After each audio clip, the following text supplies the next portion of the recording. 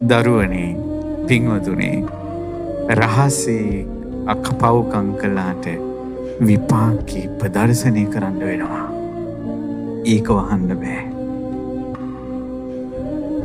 ඕන තරම් පව්කම් රහසේ කරන්න පුළුවන්. කවුරුවත් දන්නේ නැහැ. මැරෙනකල් දන්නේ නැහැ. අම්මා දන්නෙත් නැහැ, තාත්තා දන්නෙත් නැහැ, බිරිඳ දන්නෙත් නැහැ, ස්වාමියා දන්නෙත් නැහැ, දරුවෝ දන්නෙත් නැහැ. මැරෙන අවසාන පොදේ සමහරට තමන්ටත් මතක නැහැ.